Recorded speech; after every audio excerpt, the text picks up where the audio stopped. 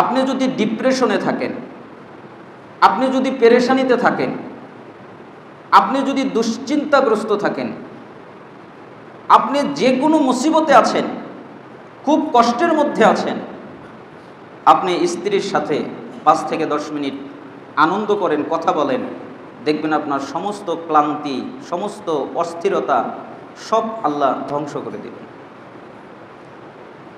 এই জন্য এই আয়াতের মধ্যে আল্লাহ সুবহানাহু ওয়া তাআলা এই কথা বললেন, আর তোমাদের উভয়ের মাঝে তিনি সৃষ্টি করে দিয়েছেন ভালোবাসা, সহানুভূতি। এতে রয়েছে নিদর্শন সেই লোকদের জন্য যারা চিন্তা ভাবনা করে। ইসলামে নারীর মর্যাদা, ইসলাম নারীকে সর্বশ্রেষ্ঠ মর্যাদায় ভূষিত করেছে। এই ইসলাম ধর্ম নারীকে যেই সম্মান দিয়েছে তা কোনো যুগ, কোনো কাল, কোনো ধর্ম, কোনো জাতি দিতে পারেনি। ইসলাম নারীকে পুরুষের সাথী হিসেবে নির্ধারণ করেছে। তাদের একজন অপরজন ছাড়া অচল, দুইজনেই পরস্পরের মুখাপেক্ষী, একজনের জন্য আরেকজন লাগে। নারীর দৃষ্টিতে যে পুরুষ শ্রেষ্ঠ, মানুষের মধ্যে সেই হচ্ছে সবচেয়ে শ্রেষ্ঠ। আপনার স্ত্রী যদি বলে যে আমার স্বামীটা অনেক ভালো, তাহলে আপনি বুঝবেন আসলেই আপনি ভালো। আর আপনার স্ত্রী যদি বলে আমার স্বামীটা ভালো না, তাহলে বুঝতে হবে আসলেই আপনি ভালো না। এই জন্য যেই নারীর দৃষ্টিতে স্বামী ভালো, পুরুষ ভালো, ওই পুরুষ সমস্ত পুরুষের মধ্যে সর্বোত্তম। শিশুকালে নারী দুধ পানের সাথে সাথে বিশেষ তত্ত্বাবধান ও উত্তম লালন পালনের দাবিদার। সে সময় সে পিতা মাতা এবং ভাই বোনের চক্ষু শীতলকারিণী ও হৃদয় ঠান্ডাকারিণী। নবী সাল্লাল্লাহু আলাইহি ওয়াসাল্লাম বলেন, বুখারীর 1329 নম্বর হাদিস, যেই ব্যক্তি এই কন্যা সন্তান প্রদান করার মাধ্যমে পরীক্ষা করা হবে, যেই ব্যক্তিকে, তাকে কেন পরীক্ষা করা হবে? কন্যা সন্তান দান করার মাধ্যমে। সে যদি তার ওই কন্যা সন্তানের প্রতি দায়িত্ব সুন্দর আচরণ করে, তাদেরকে সঠিকভাবে লালন পালন করে, তবে তারা জাহান্নাম থেকে বাঁচার জন্য পর্দা হয়ে যাবে। কারা পর্দা হয়ে যাবে? কন্যারা। এখানে কয়েকটি কথা আছে। একটি কথা হচ্ছে সুন্দর আচরণ করা।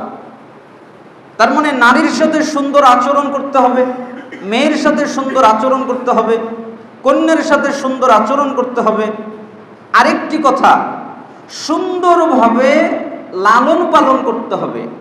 সুন্দরভাবে লালন পালনের অর্থ হলো তাকে আদব আখলাক শিক্ষা দিতে হবে, তাকে ঈমান শিক্ষা দিতে হবে, তাকে ঈমানদার কোনো পাত্রের হাতে উঠিয়ে দিতে হবে। তাহলে এই কন্যা তার জন্য জাহান্নাম এবং তার মধ্যে পর্দার মতো দাঁড়িয়ে যাবে, তাকে জাহান্নামে প্রবেশ করতে দিবে না। রাসূল সাল্লাল্লাহু আলাইহি ওয়াসাল্লাম আরো বলেন, কারো যদি 3 জন কন্যা সন্তান থাকে, অথবা 3 জন বোন থাকে, অথবা 2 জন কন্যা সন্তান থাকে, অথবা 2 জন বোন থাকে, সে তাদের ব্যাপারে আল্লাহকে ভয় করে, তাদের প্রতি করুণা করে এবং তাদের সাথে সৎ আচরণ করে, সৎ ব্যবহার করে, তবে সে জান্নাতে প্রবেশ করবে। আল্লাহ সুবহানাহু ওয়া তাআলা তাকে জান্নাতে প্রবেশ করাবেন। এই নারী প্রাপ্তবয়স্কা হলে পরিবারে সর্বাধিক সম্মানিত, যার সম্মান এবং ইজ্জত আবরু রক্ষার জন্য পুরুষ তার সর্বাধিক প্রিয় বস্তু জানটাও বিসর্জন দিতে পারে।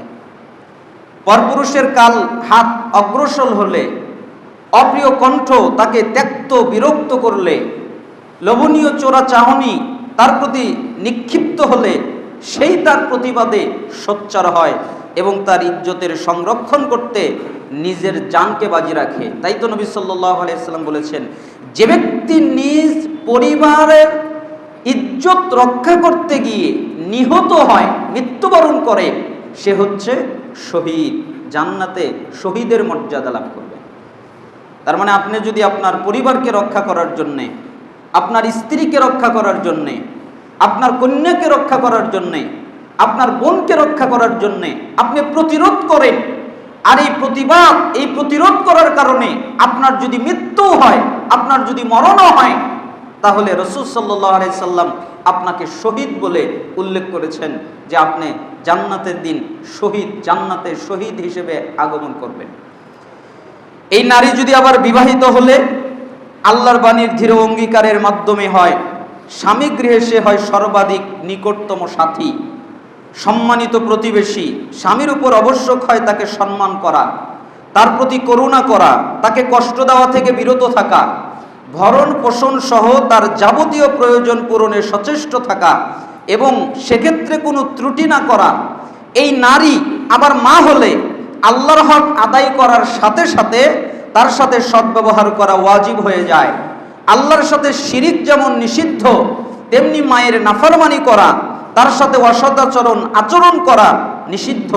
এজন্য জনক ব্যক্তি নবী করিম সাল্লাল্লাহু আলাইহি সাল্লামকে প্রশ্ন করলো, হে আল্লাহর রাসূল, মানুষের মধ্যে আমার সর্বাধিক সৎ ব্যবহার পাওয়ার অধিকার রাখে কে? তখন তিনি বললেন, তোমার মা। সে আবার বলল, তারপর কে? তিনি বললেন, কেন? তোমার মা। সে আবার বলল, তারপর কে? কেন? তোমার মা। সে আবার বলল, তারপর কে? তখন বললেন, তোমার বাবা। তার মানে মায়ের মর্যাদা অনেক বেশি আল্লাহ সুবহানাহু ওয়া তাআলার কাছে। এই নারী আবার বোন হলে ইসলাম তার সাথে সুসম্পর্ক বজায় রাখতে, তাকে সম্মান, তার সম্ভ্রম রক্ষা করতে আদেশ করেছে। এই নারী খালা হলে খেদমত এবং সদ্ব্যবহার ক্ষেত্রে মায়ের স্থানে তার মতোই মর্যাদাবান দিতে বলেছেন।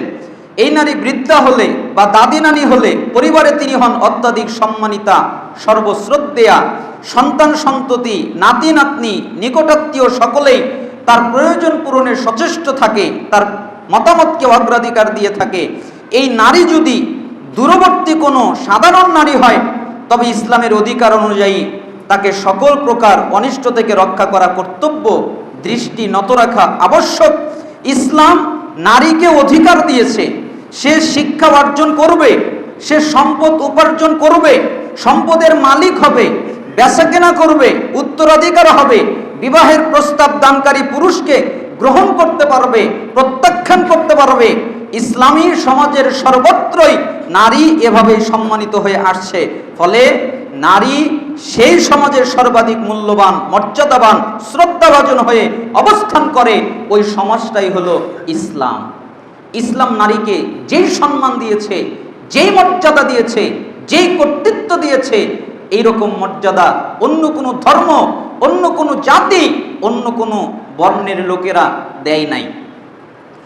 নারীর উপর পুরুষের কর্তৃত্ব, যেমন আল্লাহ তাআলা বলেন, আর রিজালু কাওয়ামুনা আলান নিসাই বিমা ফাদ্দালাল্লাহু বা'দাহুম আলা বা'দ ওয়া বিমা আনফাকু মিন আমওয়ালিহিম।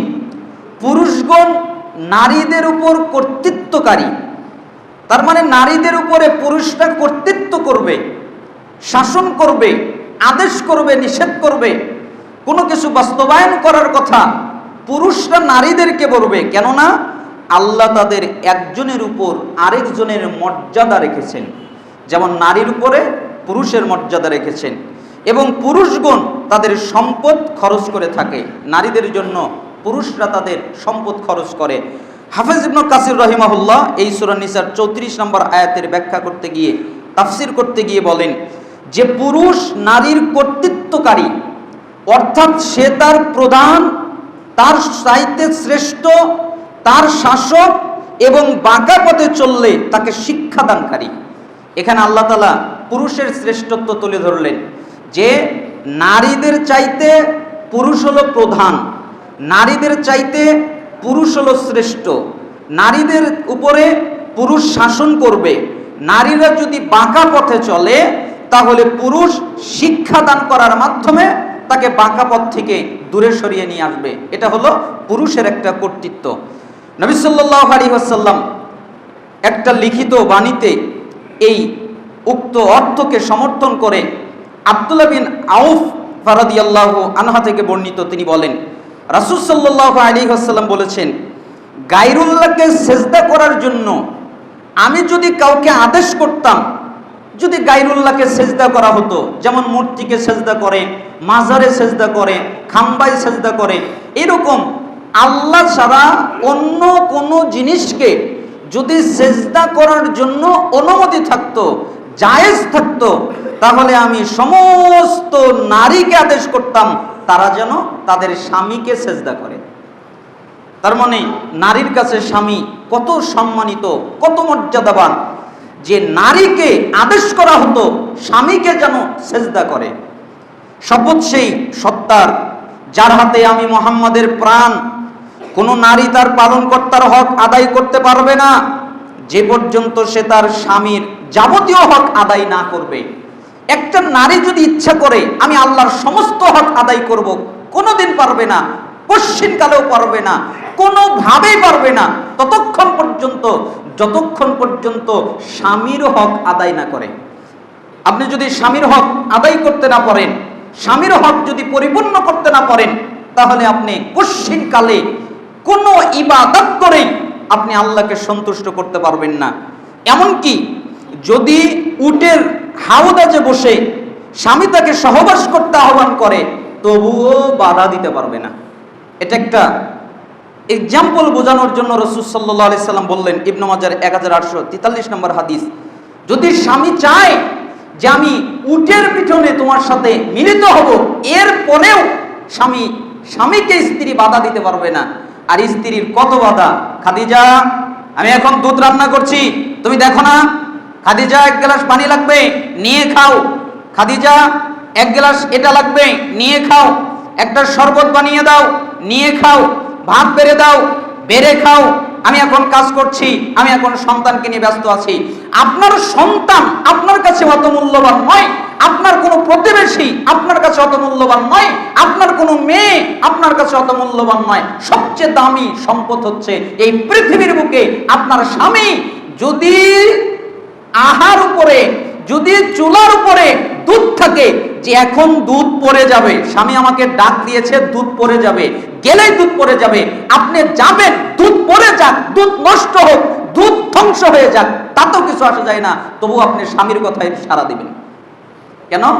দুধ পড়ে গেলে আপনি দুধ পাবেন, কিনে আনতে পারবেন, কিন্তু স্বামীর কথায় ডাক উত্তর না দেওয়ার কারণে আপনি যে একটা ভয়াবহ কাবিরা গুনার শিকার হবেন, সেটা কিন্তু আর ফিরে আসবে না।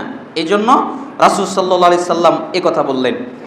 আল্লাহ তাআলা বলেন, ফাসসালিহাতু কানিতাতুন হাফিজাতুন লিল গায়বি বিমা হাফিজাল্লাহ। পুণ্যবতী রমণীগণ আনুগত্য করে, যারা পুণ্যবতী, যারা সৎ, যারা গুণবান, তারা আনুগত্য করে কার? আল্লাহর সংরক্ষিত প্রচ্ছন্ন বিষয়ের সংরক্ষণ করে।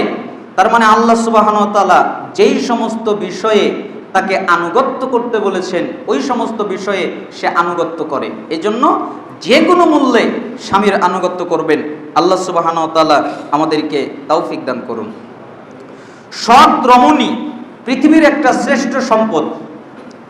আপনি যদি একটা নেককার স্ত্রী পেয়ে যান, মনে করেন পৃথিবী পুরোটাই সম্পদ, এই পৃথিবীর অর্ধেক অন্যান্য সম্পদ, আর এই অর্ধেকের মধ্যে সবচেয়ে দামি অর্ধেক হচ্ছে সৎ স্ত্রী।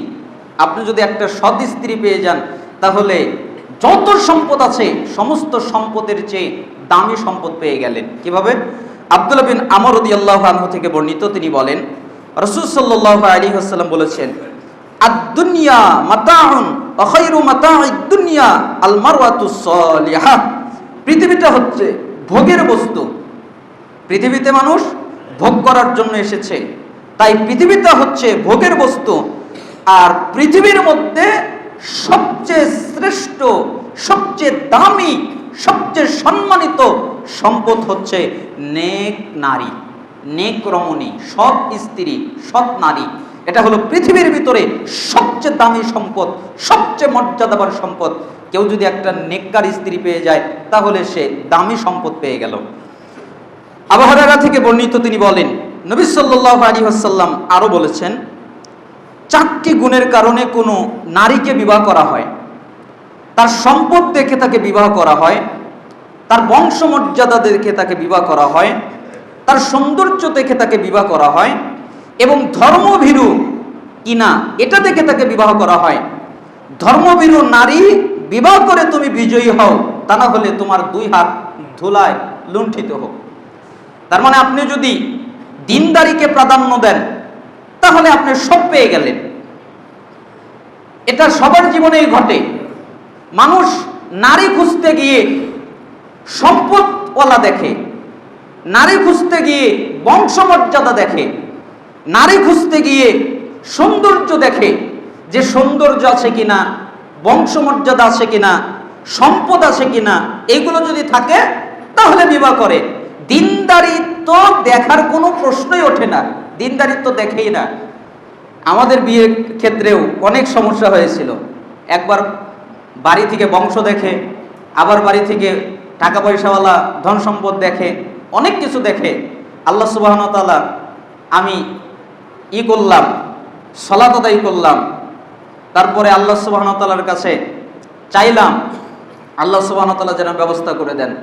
তখন ব্যবস্থা কি করে দিলেন, যে মনের ভিতরে একটা স্বস্তি আল্লাহ তাআলা নাজিল করলেন যে তুমি দিনদারি নিয়ে খুশি হও। তাহলে কি হলাম, আমি দিনদারি প্রাধান্য দিলাম, আলহামদুলিল্লাহ, দিনদারিও পেলাম, বংশমর্যাদাও পেলাম, আবার উচ্চ শিক্ষিতও পেলাম, আবার সম্মানিতও পেলাম, আবার টাকা পয়সা সব, মানে একটার ভিতরে সব ঢুকে গেছে।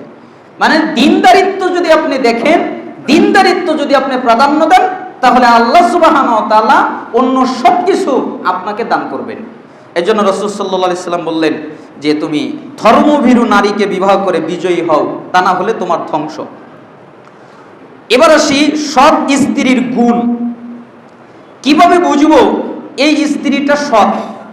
যেমন সূরা নিসার 34 নম্বর আয়াতের মধ্যে আল্লাহ তাআলা বলেছেন যে পুণ্যবতী রমণীগণ আনুগত্য করে এবং আল্লাহর সংরক্ষিত প্রচ্ছন্ন বিষয়ের সংরক্ষণ করে।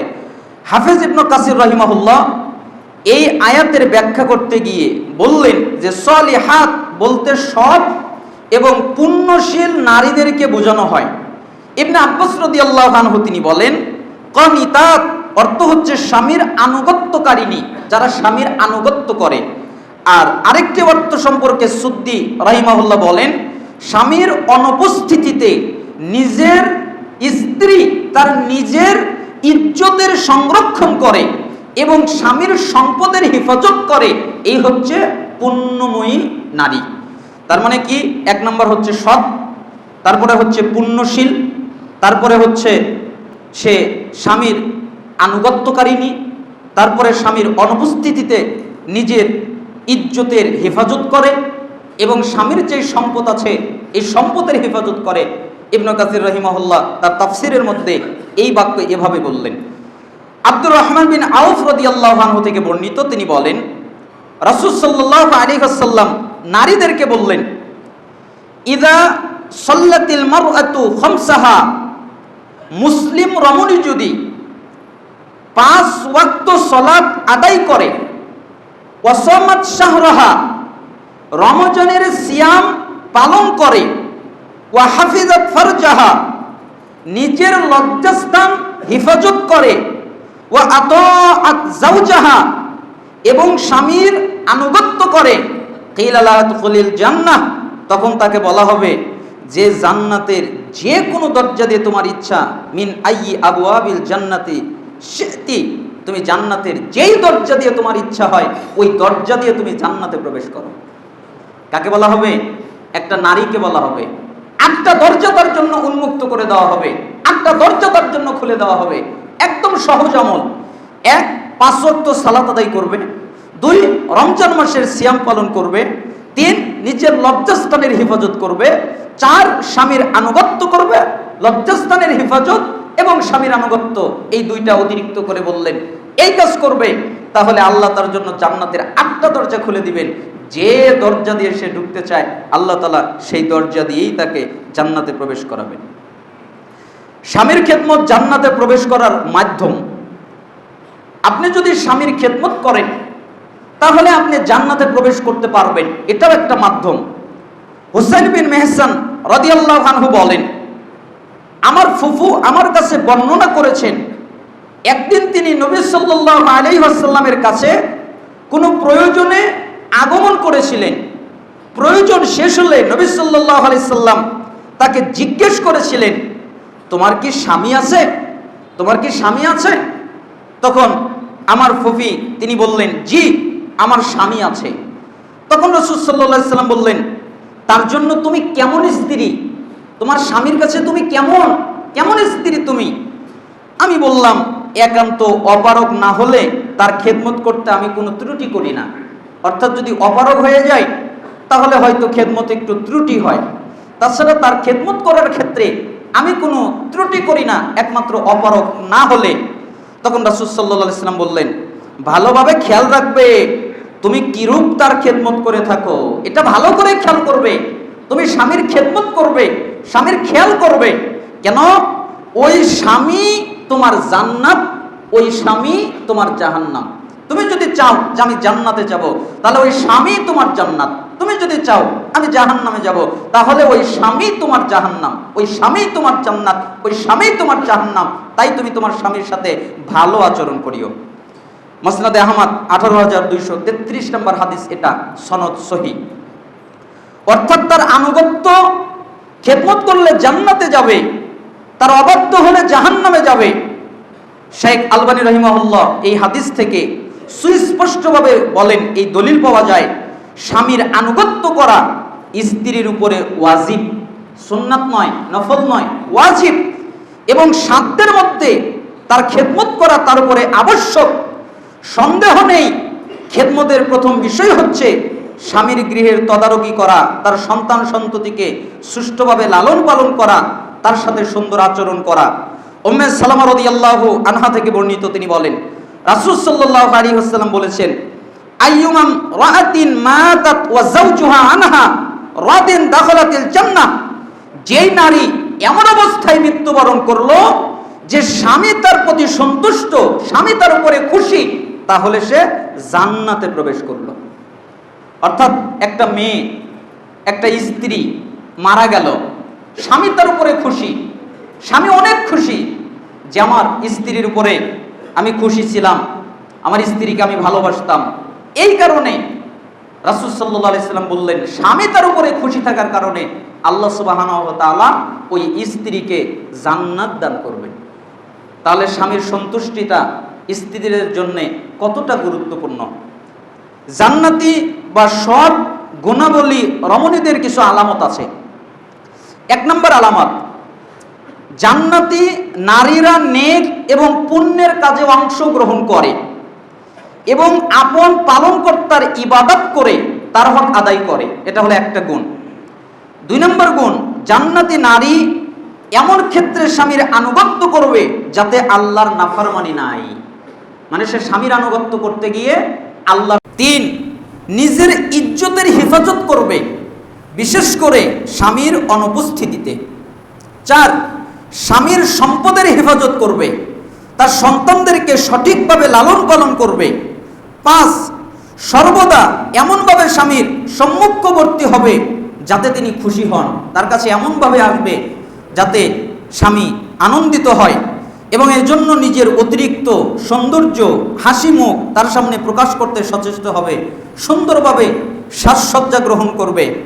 স্বামী রাগান্বিত হলে যে কোনো প্রকারে তাকে খুশি করার সর্বাত্মক প্রচেষ্টা করবে। স্বামী যদি কোনো কারণে রেগে যায়, যেভাবে স্বামীকে খুশি করা যায় ওইভাবেই খুশি করবে, কেননা সেই তার জান্নাত, সেই তার জাহান্নাম। স্বামী তার সঙ্গ চাইলে, তার সাথে মিলিত হতে চাইলে কোনোভাবেই বাধা দেওয়ার চেষ্টা করবে না, বরং তার ডাকে সাড়া দিবে এবং পরিপূর্ণ রূপে নিজেকে তার কাছে সমর্পণ করে দিবে। যদি তা না করে তাহলে সকাল পর্যন্ত মালাইকারা, ফেরেশতারা তার জন্য বদদুয়া করতে থাকবে, তার ধ্বংসের দোয়া করতে থাকবে। আল্লাহ সুবহানাহু ওয়া তাআলা আমাদের মা বোনদেরকে আনুগত্যশীল নেক রমণী হওয়ার তৌফিক দান করুন। আনুগত্যশীল একজন নেক নারীর একটা কাহিনী শোনা যাক। হাইসাম বিন আদিয়া তাই থেকে বর্ণিত, তিনি বলেন, সাবির বরাতে মুজালেদ আমার কাছে বর্ণনা করেছেন। সাবি বলেন, সোরাই আমাকে একবার বললেন, সাবি তুমি বনু তামিম গোত্রের নারীদেরকে বিবাহ করো, কেননা আমি তাদেরকে সর্বাধিক জ্ঞানী পেয়েছি এবং সবচেয়ে বেশি বুদ্ধিমতী দেখেছি। তখন সাবি প্রশ্ন করলেন, তাদের বুদ্ধিমত্তার তুমি কি দেখেছো? সোরাই বললেন, আমি এক দুপুরে জনক ব্যক্তির জানাজা শেষে ফেরার পথে তাদের এক বাড়ির পাশ দিয়ে হেঁটে যাচ্ছিলাম। বাড়ির দরজায় দেখলাম এক বৃদ্ধা এবং তার পাশে দাঁড়িয়ে আছে একজন বালিকা। মেয়েটি ছিল অতীব সুন্দরী এবং অনেক রূপসী। এটা দেখে আমি তাদের দিকে এগিয়ে গেলাম এবং পানি পান করতে চাইলাম। এটা একটা আমার সুতা, অথচ আমার কোনো পিপাসাই ছিল না। ওই বৃদ্ধা মহিলা আমাকে বললেন, কোন ধরনের পানীয় চাও? মানে আমি তোমাকে কি পানি দিব? আমি বললাম, সহজলভ্য যে কোনো পানি দিলেই হবে। বৃদ্ধা বললেন, এই মেয়ে, একে দুধ পান করাও। মনে হচ্ছে লোকটি ভিনদেশী। আমি বৃদ্ধাকে প্রশ্ন করলাম, মেয়েটি কে? সে বলল, তার নাম জয়নাব বিনতে জারির, হানজালা পরিবারের এক মেয়ে। আমি বললাম, সে কি বিবাহিতা না কুমারী? সে বলল, এখন পর্যন্ত অবিবাহিতা, কুমারী, তার বিবাহ হয় নাই। আমি বললাম, তার সাথে আমার বিবাহের ব্যবস্থা করে দিন, আমার সাথে কি বিবাহ দিবেন? সে বলল, তুমি যদি তার যোগ্য হও তবে হতে পারে, তুমি যদি এই মেয়ের যোগ্য হও তোমার সাথে বিবাহ হতে পারে, এতে কোনো অসুবিধা নেই। আমি একথা শুনে গৃহে ফিরে গেলাম, বাড়িতে চলে গেলাম। কাইলুলা তথা দুপুরবেলার নিদ্রা যাওয়ার ইচ্ছা করলাম, কিন্তু চোখে আমার ঘুম আসলো না। জোহরের নামাজ আদায় করে আমার বন্ধুবর সম্মানিত কারি সাহেবদেরকে সাথে করে নিলাম। তাদের মধ্যে আলকামা আছে, আসওয়াদ আছে, মুসাইয়্যব আছে, মুসা বিন আরফাতা ছিলেন। তাদেরকে সাথে করে নিয়ে মেয়েটির চাচার নিকটে পৌঁছে আসলাম। তিনি বললেন, আপনাদের কি খেদমত করতে পারি? আমি বললাম, আপনার ভাতিজি জাইনাবকে বিবাহ করার প্রস্তাব নিয়ে এসেছি। তিনি বললেন, সেও আপনার ব্যাপারে অনাগ্রহী নয়, রাজি আছে। তারপর তিনি তার সাথে আমার বিবাহ দিয়ে দিলেন। সে যখন আমার বন্ধনের জালে আটকা পড়ল, আমি যেন লজ্জিত হলাম। মনে মনে বললাম, তামিম গোত্রের মেয়েদের সাথে আমি কি আচরণ করতে পারি? আবার তাদের অন্তরের রূঢ়তার কথাও আমার মনে ভাসলো। মনে মনে বললাম, তাকে তালাক দিয়ে দিব নাকি? আবার বললাম, যা হওয়ার হয়েছে তাকে রেখেই দেই, মর্জি মোতাবেক চললে তো ভালোই হবে, অন্যতা পথ তো খোলাই আছে। যদি আমার মতো চলে তাহলে রেখে দিব, আর যদি উল্টাপাল্টা করে তাহলে ছেড়ে দিব। আমি মনে মনে বললাম, সুন্নাত তো হচ্ছে স্ত্রীকে স্বামীর নিকট প্রবেশ করালে 2 রাকাত সালাত আদায় করা, তারপর আল্লাহর কাছে স্ত্রীর কল্যাণ কামনা করা ও কল্যাণ থেকে স্ত্রীর কপালে হাত রেখে আল্লাহর কাছে আশ্রয় প্রার্থনা করা। তাই আমি 2 রাকাত নামাজ আদায় করলাম। নামাজ শেষে সালাম ফিরিয়ে দেখি সেও আমার পিছনে আমার অনুসরণ করে নামাজ আদায় করছে।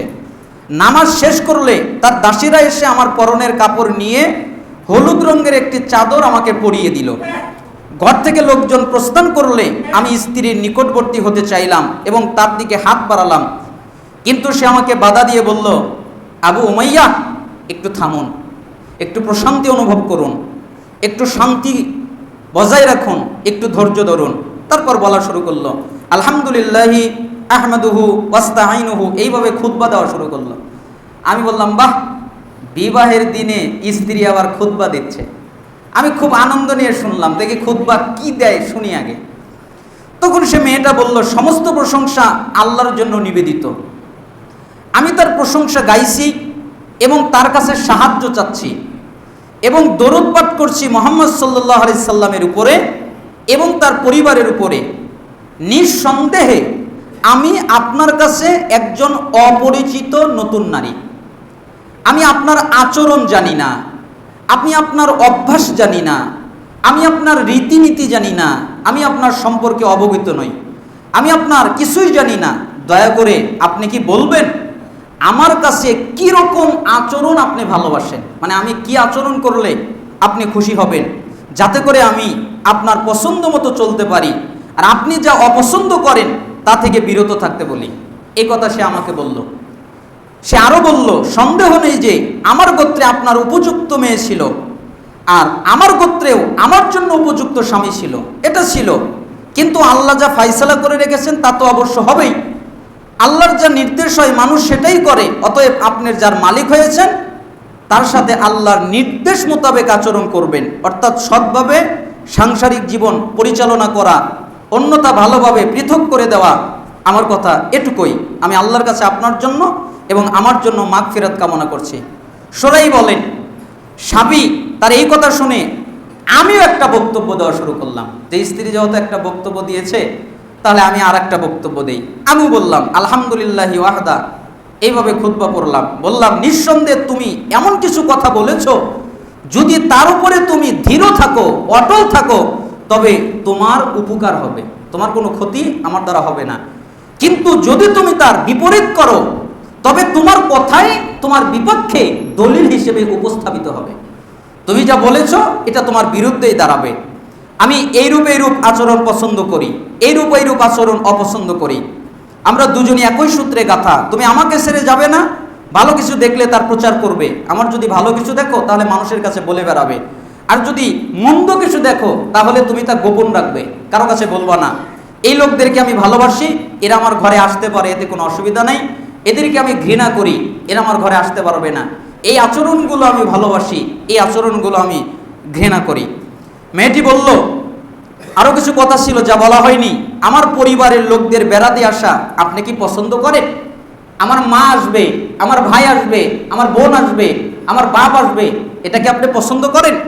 আমি বললাম, না, আমি চাই না আমার শ্বশুর বাড়ির লোকেরা এসে আমাকে পেরেশানির কারণ করে দাঁড়া। আমার শ্বশুর আসুক, এটা আমি চাই না। আমার শাশুড়ি আসুক, এটা আমি চাই না। আমার শালিকা আসুক, এটা আমি চাই না।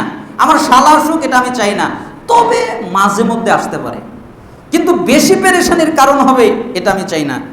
তখন মেয়েটা বলল, আচ্ছা ঠিক আছে, আপনার কোন কোন প্রতিবেশী আপনি ভালোবাসেন তাদেরকেও এলে ভিতরে আসার অনুমতি দেব, আর কে আসলে অনুমতি দিব না আমি তাকে বলে দিলাম। অমুকে আসলে অনুমতি দিবে, অনেক ভালো লোক তারা, আর তারা আসলে অনুমতি দিবা না। আমি বললাম অমুক গোত্রের লোকেরা ভালো মানুষ, আর অমুক গোত্রের লোকেরা অসৎ। সুরাই বলেন, সাবি, আমি তার সাথে আনন্দময় একটি রাত কাটালাম। সে আমার সাথে পূর্ণ 1 বছর অবস্থান করলো। এর মধ্যে তার ভিতরে আমি কোনো অপছন্দ নিয়ে কিছু দেখি নাই। বছর পূর্ণ হলে আমি বিচারালয় থেকে একদিন বাড়িতে ফিরে এসে দেখি এক বৃদ্ধ মহিলা গৃহের তদারকি করছে। এটা করো, সেটা করো, এরকম করে করো, সেরকম করে করো। আমি প্রশ্ন করলাম, ইনি কে? বাড়ির লোকেরা বলল, আপনার শ্বশুর পক্ষের অমুক লোক। তার মানে আমি বুঝতে পারলাম 1 বছর বাদে আমার শ্বশুর বাড়ির লোক আসলো। মানে এইখান থেকে সালাফরা বুঝিয়েছেন যে স্বামী যদি কাউকে অপছন্দ করে, সে যদি স্ত্রীর বাবাও হয়, স্ত্রীর মাও হয়, স্ত্রীর মা যদি মারা যায় আর স্বামী যদি বলে তুমি যেতে পারবো না, তাহলে স্ত্রীর যাওয়ার অনুমতি নেই। স্ত্রীর বাপ যদি মারা যায় আর স্বামী যদি বলে যেতে পারবো না, যাওয়ার অনুমতি নাই। ভাই বোন, দোলাভাই, খালাতো ভাই, চাচতো ভাই, তারপরে কোন দেশের কোন আত্মীয়, এটা তো অনেক দূরের কথা। এই জন্য এই স্ত্রীর মতো স্ত্রী হওয়ার চেষ্টা করেন। আল্লাহ তাআলা আমাদেরকে তৌফিক দান করুন। একথা শুনে আমি যে ধারণা করেছিলাম তা পাল্টে গেল। আমি আনন্দিত হলাম। আমি আসন গ্রহণ করলে ওই বৃদ্ধা আমার নিকটে এলেন, বললেন, আসসালামু আলাইকুম আবু উমাইয়া। আমি বললাম, ওয়ালাইকুম আসসালাম, আপনাকে তো চিনলাম না। তিনি বললেন, আমি তোমার শাশুড়ি। তুমি আমাকে এখনো চেনোনি, আমি তোমার শাশুড়ি। বললাম, আল্লাহ আপনাকে আমাদের আরো নিকটবর্তী করে দিন। তিনি জিজ্ঞেস করলেন, তোমার স্ত্রীকে কেমন পেলে? তখন আমি বললাম, সর্বোত্তম স্ত্রী, এরকম সুন্দর স্ত্রী সর্বোত্তম। তিনি আমাকে বললেন, আবু উমাইয়া, কোনো নারী দুটি মাত্র অবস্থা ছাড়া কখনো বাঁকা হয় না। একটা অবস্থা হলো সন্তান প্রসব করার সময়, যখন নারী সন্তান প্রসব করে তখন সে বাঁকা হয়ে যায়। আরেকটি হলো যখন অতিরিক্ত স্বামী সোহাগ লাভ করে, স্বামী যখন খুব বেশি ভালোবাসে তখন স্ত্রী বাঁকা হয়ে যায়। এই ক্ষেত্রে তুমি সাবধান থেকো। আমার শাশুড়ি আমাকে এই উপদেশ দিলেন। তারপরে আমি আপনাকে বোঝাতে চাচ্ছিলাম যে সৎ স্ত্রী এবং সৎ নারী কত দামি। এরপরে লোকটি বললেন, কোনো বিষয়ে সন্দেহ হলেই তুমি লাঠি ব্যবহার করবে। আমার মেয়ে যদি ঠিকঠাক মতো না চলে, তুমি লাঠি ব্যবহার করবে। আল্লাহর শপথ, পুরুষেরা খারাপ, নারীর চাইতে নিকৃষ্ট কোনো জিনিস নিজের ঘরে রাখে না, সবচেয়ে খারাপ নারীদেরকে রাখে। আমি বললাম, আল্লাহর শপথ করে বলছি, আপনি তো তাকে শ্রেষ্ঠ আচরণ, সর্বোত্তম ভদ্রতা শিখিয়ে দিয়েছেন। তিনি বললেন, তোমার শ্বশুর পরিবারের কেউ তোমাদের কাছে বেড়াতে আসুক, তুমি কি তা পছন্দ করো? তখন আমি জবাব দিলাম, হ্যাঁ হ্যাঁ হ্যাঁ, যখন মনে চায় তখনই আসবে, আমি পছন্দ করি। সরাই বলেন, এই রমণী প্রতি বছর একবার আমার ঘরে আসতেন, আমার শাশুড়ি, এবং আমার স্ত্রীকে আমাকে সুন্দর সুন্দর উপদেশ করতেন। মেয়েটিকে নিয়ে আমি 20 বছর সংসার করেছি। এর মাঝে অপ্রীতিকর কোনো কিছু তার পক্ষ থেকে আমি পাইনি। তার দ্বারা এমন কিছু ঘটেনি যা আমার রাগের কারণ হয়, আমি সর্বদাই তার উপরে খুশি থেকেছিলাম। কিন্তু একটা বার তখন আমি তার উপরে জুলুম করেছিলাম, আমার কারণেই আমি রেগে গিয়েছিলাম। একদিন গৃহে আমি ফজরের 2 রাকাত সুন্নাত নামাজ আদায় করলাম, এমন সময় মুয়াজ্জিন নামাজের ইকামত দিতে লাগলো। আমি ছিলাম মসজিদের ইমাম। হঠাৎ থেকে একটা বিষধর বিচ্ছু হেঁটে বেড়াচ্ছে, আমি ওটাকে একটা পাত্র দিয়ে ঢেকে দিলাম। তারপর স্ত্রীকে বললাম, জাইনাব, আমি ফিরে না আসা পর্যন্ত তুমি নড়াচড়া করবা না, তুমি এখানেই থাকবা। নামাজ শেষে ফিরে এসে দেখি বিচ্ছুটি আমার স্ত্রীকে ধ্বংসন করেছে। সাথে সাথে আমি সূরা ফাতিহা এবং সূরা ফালাক নাস পড়ে তাকে ঝাড়তে লাগলাম।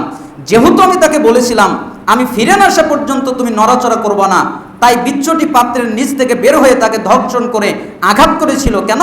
স্ত্রীকে বলেছিলাম নড়াচড়া করো না, ওইভাবেই দাঁড়িয়েছিল, বিচ্ছু কামড়িয়েছে তাও নড়াচড়া করেনি। এই ক্ষেত্রে আমি ছিলাম জালেম, আমি আমার উপরে জুলুম করেছি। 20 বছরের মধ্যে একবার এই ঘটনা ঘটেছিল, তখন আমি ছিলাম জালেম। আমি যদি বলে যেতাম যে বিচ্ছু যদি দেখতে পারো তাহলে মেরে ফেলে দিও, আঘাত করো, কামড় যেন না দেয় তোমাকে, এইভাবে সতর্ক না করে বলে গিয়েছিলাম তুমি দাঁড়িয়ে থাকবে, নড়াচড়া করবো না, দাঁড়িয়ে ছিল, এই কারণে বিচ্ছু তাকে ধ্বংসন করেছিল। আসলে আমিই ছিলাম জালেম, এছাড়া সে আমার কোনো কথার অবাধ্যতা করে নাই। আল্লাহ তাআলা এরকম স্ত্রী আমাদেরকে দান করুন। আল্লাহ সুবহানাহু ওয়া তাআলা আমাদের স্ত্রীদেরকে এইরকম গুণবতী সৎ রমণী হওয়ার তৌফিক আল্লাহ তাআলা দান করুন। এবার আমরা আলোচনা করব যে স্বামীর সংসারে মুসলিম নারী কয়েকটা বিষয়ে সতর্ক থাকবে। 1 নম্বর সতর্কের বিষয় স্বামীর অবাধ্য হওয়া। জাবের বিন আব্দুল্লাহ রাদিয়াল্লাহু আনহু থেকে বর্ণিত, তিনি বলেন, ঈদের দিন আমি রাসূল সাল্লাল্লাহু আলাইহি ওয়াসাল্লামের সাথে নামাজ আদায় করলাম। তিনি খুতবা দেওয়ার পূর্বে আযান একামত ছাড়াই নামাজ পড়ালেন। অতঃপর বিলাল রাদিয়াল্লাহু আনহুকে সাথে নিয়ে দাঁড়ালেন।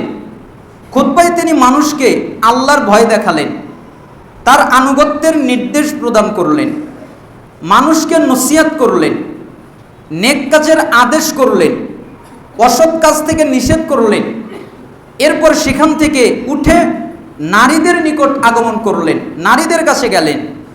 এরপরে নারীদেরকে নসিহত করলেন, সৎ কাজের নির্দেশ দিলেন।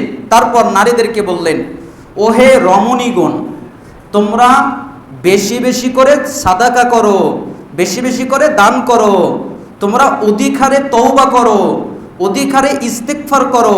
কেন? আমি জাহান্নামে দেখে এসেছি যে জাহান্নামে যারা প্রবেশ করেছে তাদের বেশিরভাগ নারী। এই জন্য তোমরা বেশি বেশি করে দান করো, এই জন্য তোমরা বেশি বেশি করে ইস্তেগফার করো। তখন মহিলাদের মধ্য থেকে উত্তম হিসেবে বিবেচিত একজন নারী দাঁড়িয়ে পড়ল। কষ্টক্লেশের কারণে যার উভয় গণ্ডের রং বদলে গিয়েছিল, সে বলল, হে আল্লাহর রাসূল, এর কারণ কি? নবী সাল্লাল্লাহু আলাইহি সাল্লামকে বললেন, কেন নারীরা বেশি জাহান্নামে যাবে? কেন আপনি বেশি নারী জাহান্নামে দেখলেন? কারণটা কি আপনি কি বলতে পারবেন? তখন রাসূল সাল্লাল্লাহু আলাইহি সাল্লাম বললেন, কারণ তোমরা স্বামীর নাফরমানি করো বেশি। স্বামী যেই কথা বলে ওই কথা তোমরা শোনো না, তোমরা স্বামীর আনুগত্য করো না, তোমরা স্বামীর অনুগত্যশীল নয়, স্বামী যা বলে তার উল্টাটা করো। এটা হলো একটা কারণ। আর আরেকটা কারণ হলো তার বিরুদ্ধে খালি অভিযোগ করো, আমার এটা হলো না, আমার সেটা হলো না, আমাকে এটা দিলা না, আমাকে সেটা দিলা না, তুমি আমাকে ভালোই বাসো না, তুমি আমাকে দেখতেই পারো না, তুমি আমার জন্য এটা করলা না। খালি বিরুদ্ধে যত রকমের অভিযোগ আছে এইগুলো করো আর স্বামীর নাফরমানি করো। এই জন্য আমি জাহান্নামে তোমাদেরকে বেশি দেখতে পেয়েছি। তখন নারীরা নিজেদের গহনা খুলে সাদকা দিতে লাগলেন, কানের দুল খুলে দিলেন, হাতের আংটি খুলে দিলেন এবং তাদের কাছে যা যা ছিল সব কিছু খুলে দিলেন। বিলাল রাদিয়াল্লাহু আনহুর কাপড়ে ফেলতে লাগলেন। বিলাল রাদিয়াল্লাহু আনহুর কাপড় স্তূপে পরিণত হয়ে গেল। নারীরা দান করা শুরু করলেন। তার মানে রাসূল সাল্লাল্লাহু আলাইহি সাল্লাম নারীদেরকে বেশি বেশি দান করতে বলেছেন। মুসলিম 1467 নম্বর হাদিস। তার মানে বুঝালাম স্বামীর অবাধ্য হওয়া যাবে না। 2 নম্বর, স্বামীকে রাগান্বিত করা যাবে না। আবু উমামা বাহিলী রাদিয়াল্লাহু আনহু থেকে বর্ণিত, নবী সাল্লাল্লাহু আলাইহি ওয়াসাল্লাম বলেন, 3 ব্যক্তির নামাজ তাদের কানের উপরে ওঠে না। অর্থাৎ এই যে কান, তাদের কানের উপরে তাদের সলাত ওঠে না, তাদের নামাজ ওঠে না। তাদের এক ব্যক্তি হলো নামাজ ওঠে না, এর অর্থ হলো তাদের সলাত কবুল হয় না, তাদের নামাজ কবুল হয় না। তারা সলাত আদায় করে, তারা নামাজ পড়ে ঠিকই, কিন্তু তাদের নামাজটা কবুল হয় না। তাদের সালাতটা কবুল হয় না। কে? এক হলো পলাতক কৃতদাস, যে নিজের মালিকের নিকট থেকে পলায়ন করেছে, যতক্ষণ সে ফিরে না আসবে ততক্ষণ তার নামাজ কবুল হবে না। অর্থাৎ কৃতদাস, দাস, গোলাম, যে মালিকের কাছ থেকে পালিয়ে গেছে, সে ফিরে না আসা পর্যন্ত যতই সালাত আদায় করুক কবুল করা হবে না। সেই নারী যে স্বামীকে রাগান্বিত রেখে রাত কাটিয়েছে, অর্থাৎ স্বামীর সাথে ঝগড়া লেগেছে, ধরেন আপনার স্বামী দোষী, আপনার স্বামী দোষ করেছে, এর পরেও আপনার উচিত হলো আপনার স্বামীর সাথে সুন্দর আচরণ করা। কেন? যদি তা না হয় সারা রাত আপনি যাপন করবেন, আর সারা রাত আপনার উপরে মালাইকারা অভিশাপ বর্ষণ করতে থাকবে, বদ্ধ করতে থাকবে। এই জন্য যেই নারী তার স্বামীকে রাগান্বিত অবস্থায় রাত কাটিয়েছে, ওই স্ত্রীর নামাজ কবুল হয় না। সেই ইমাম লোকেরা যার ইমামতি পছন্দ করে না, ওই ইমাম লোকেরা যার ইমামতি পছন্দ করে না, সেই লোকেরও সালাত কবুল হয় না। এ কথা বললেন রাসূল সাল্লাল্লাহু আলাইহি সাল্লাম। সহিহ তিরমিজির 328 নম্বর হাদিসের মধ্যে এই কথাটা বললেন। আল্লাহ তাআলা আমাদেরকে আমল করার তৌফিক দান করুন। আলহামদুলিল্লাহি ওয়াহদা ওয়াসসালাতু ওয়াসসালামু আলা রাসূলিল্লাহ, আম্মা বাদ। সমস্ত প্রশংসা আল্লাহ তাআলার জন্য। সালাত এবং শান্তি বর্ষিত হোক আমাদের প্রিয় নবী মুহাম্মদ সাল্লাল্লাহু আলাইহি ওয়াসাল্লামের উপরে। আমরা বলছিলাম যে একটা সৎ স্ত্রীর গুণাবলী, 3 নম্বর কাজ হচ্ছে স্বামীকে কষ্ট দেওয়া। যে কোনোভাবে স্বামীকে কষ্ট দেওয়া থেকে মেয়েদেরকে বিরত থাকতে হবে। মুআয বিন জাবাল রাদিয়াল্লাহু আনহু থেকে বর্ণিত, তিনি বলেন নবী সাল্লাল্লাহু আলাইহি সাল্লাম বলেছেন, কোনো নারী যখন দুনিয়াতে তার স্বামীকে কষ্ট দেয়, যে কোনো রকমের আঘাত দেয়, তখন জান্নাতে তার হুরাইন স্ত্রী বলে থাকেন, আল্লাহ তোমার ধ্বংস করুক। জান্নাতেও যারা যাবে তাদের জন্য হুরের ব্যবস্থা আছে না? ওই স্ত্রীরা এই দুনিয়ার স্ত্রীদের বদদোয়া করে যে আল্লাহ তোর উপরে গজব নাজিল করুক, তুই ধ্বংস হ। কেন? ওকে কষ্ট দিস না, ওকে আঘাত দিস না, উনি তো তোমার কাছে কয়েকদিনের মেহমান, কয়েকদিন তোমার কাছে আছে, অচিরেই তোমাকে ছেড়ে আমাদের কাছে জান্নাতে আগমন করবেন। এইভাবে হুরগণ তাদের জন্য বদদোয়া করতে থাকেন। স্বামীর অনুগ্রহের অস্বীকার করা, অর্থাৎ স্বামী যদি কোনো অনুগ্রহ করে তাহলে অস্বীকার করা যাবে না। আমরা বলেছি যে জাহান্নামে যাওয়ার বড় দুটি কারণ হচ্ছে স্বামীর অবাধ্যতা করা এবং স্বামীর সাথে তর্ক করা। বিনা কারণে স্বামীর নিকটে তালাক চাওয়া যাবে না। স্বামীর নিকটে বারবার বলা যাবে না তালাক দাও, তালাক দাও, আমি তোমার সংসার করব না, আমি তোমার ভাত খাবো না, আমি তোমার সংসারে থাকবো না, এরকম কথা বলা যাবে না, এটাও হারাম। স্বামীর উপস্থিতিতে তার বিনা অনুমতিতে নফল রোজা রাখা যাবে না। রাসূল সাল্লাল্লাহু আলাইহি সাল্লাম বলেন, লা তাসুমুল মারওয়াতু ওয়া বালুহা শাহিদুন ইল্লা বিইذনিহি। স্বামীর উপস্থিত থাকলে নারী তার অনুমতি ছাড়া যেন নফল রোজা না রাখে। তার মানে নফল সালাত করতে পারবে না, নফল যাকাত দিতে পারবে না, নফল দান করতে পারবে না, নফল সিয়াম রাখতে পারবে না, উমরা করতে পারবে না, নফল কোনো ইবাদতই করতে পারবে না যদি স্বামী অনুমতি না দেয়। তাহলে দেখেন স্বামী কত মর্যাদাবান, কত গুরুত্বপূর্ণ একটা স্ত্রীর কাছে। মিলিত হওয়া থেকে স্বামীকে কখনো বাধা দিবে না। স্বামী যখন মিলিত হতে চাইবে তখন তার সাথে মিলিত হবে। স্বামী স্ত্রীর গোপন কথা অন্যের কাছে ফাঁস করবে না। স্বামী স্ত্রীর মধ্যে যেই গোপন কথাগুলো আছে এইগুলো অন্যজনের সামনে, অন্যজনের কাছে ফাঁস করবে, এমনটা যেন তারা না করে। কেন? আসমা বিনতে ইয়াজিদ থেকে বর্ণিত, তিনি বলেন রাসূল সাল্লাল্লাহু আলাইহি ওয়াসাল্লাম বলেছেন, সম্ভবত স্বামী নিজের স্ত্রীর সাথে কিছু করে উহা অন্যের কাছে প্রকাশ করে দেয়। সম্ভবত স্ত্রী নিজ স্বামীর সাথে যা কিছু করে তা অন্যের কাছে বর্ণনা করে দেয়। স্ত্রী স্বামীর কথা বলে দেয়, স্বামী স্ত্রীর কথা বলে দেয়। একথা শুনে লোকেরা চুপ থাকলো, কেউ জবাব দিল না। আমি বললাম, আল্লাহর শপথ, হে আল্লাহর রাসূল, নারীরা এরূপ করে থাকে, পুরুষরাও এরূপ করে থাকে, এরকম কথাবার্তা হয়? তখন তিনি বললেন, তোমরা এরূপ করো না, কারণ এটা শয়তানি ব্যবহার। এদের উদাহরণ হচ্ছে সেই শয়তানের মতো যে রাস্তার ধারে নিজ শয়তান স্ত্রীর সঙ্গে সাক্ষাৎ করে অথবা সেখানেই তার সাথে সহবাসে লিপ্ত হয় আর লোকেরা তাদেরকে দেখতে থাকে। অর্থাৎ তুমি যে বলছো এটা তারা একটা ফটোগ্রাফি করবে, এটা তারা কল্পনা করবে, এটা তারা জল্পনা করবে, এই জন্য তোমাদের মধ্যে যে গোপনীয়তা রয়েছে এইগুলো তোমরা কখনোই দেখাবা না। আবু সাইদ খুদরি রাদিয়াল্লাহু আনহু বলেন, রাসূল সাল্লাল্লাহু আলাইহি সাল্লাম বলেছেন, নিশ্চয়ই কিয়ামত দিবসে আল্লাহ তাআলার নিকটে অন্যতম বড় আমানত হচ্ছে স্বামী স্ত্রীর গোপন বিষয়। অর্থাৎ আল্লাহ তাআলার কাছে যতগুলো আমানত আছে সমস্ত আমানতের মধ্যে একটা গোপন আমানত হচ্ছে স্বামী স্ত্রীর গোপন বিষয়। এক ব্যক্তি সে ওই স্ত্রীর সাথে লিপ্ত হলো মেলামেশায়, অতঃপর তার গোপন কর্মের বিবরণ প্রকাশ করে দেয়, সে তো সবচেয়ে খারাপ। এই জন্য এই কাজ করা যাবে না। স্বামীর গৃহ ছাড়া অন্যের বাড়িতে নিজের কাপড় খোলা যাবে না, বোরকা খোলা যাবে না, নিজের কাপড় চোপড় খুলে বোরকা খুলে তাদের সাথে কথা আচরণ এরকম করা যাবে না। স্বামীর বিনা অনুমতিতে কারো বাড়িতে প্রবেশ করা যাবে না। স্বামী যদি অনুমতি না দেয় কারো বাড়িতে যাওয়া যাবে না। খালার বাড়ি হোক, ফুফুর বাড়ি হোক, মামার বাড়ি হোক, বোনের বাড়ি হোক, যাওয়া যাবে না। স্বামী অনুমতি না দিলে তার গৃহ থেকে বাইরে যাওয়া যাবে না। স্বামী যদি অনুমতি না দেয় সে বাড়ি থেকে বের হয়ে বাজারে যেতে পারবে না, দোকানে যেতে পারবে না, মার্কেটে যেতে পারবে না, ব্যবসা বাণিজ্য করতে পারবে না, চাকরি বাকরি করতে পারবে না। এ দায়িত্ব স্বামীর, এরকম কাজ তারা করতে পারবে না। কারণ আল্লাহ বলেছেন, ওয়াকারনা ফি বুয়ুতিকুন্না, তোমরা নিজেদের গৃহেই অবস্থান করো, এটাই তোমাদের জন্য কল্যাণকর। স্বামীর অবাধ্য হয়ে আল্লাহর অবাধ্য হয়ে স্বামীর আনুগত্য করা যাবে না। স্বামী যদি আল্লাহর অবাধ্যতার কথা বলে তাহলে কিন্তু স্বামীর আনুগত্য করা যাবে না। এই ক্ষেত্রে লক্ষ্য রাখতে হবে। আরও রয়েছে যে স্ত্রীর উপরে স্বামীর কি হক। আর আমরা এখন জানলাম যে স্ত্রীদের কাছে স্বামীরা কি হক পায়। ইনশাল্লাহ আমরা অচিরেই জানব যে স্ত্রীরা স্বামীদের কাছ থেকে কি পায়। আল্লাহ সুবহানাহু ওয়া তাআলা আমাদেরকে কবুল করুন। হে আল্লাহ, আমাদের যারা অসুস্থ তাদেরকে শিফায়ে কামেলা আজেলা দান করেন, আমাদের যারা অভাবী তাদেরকে অভাব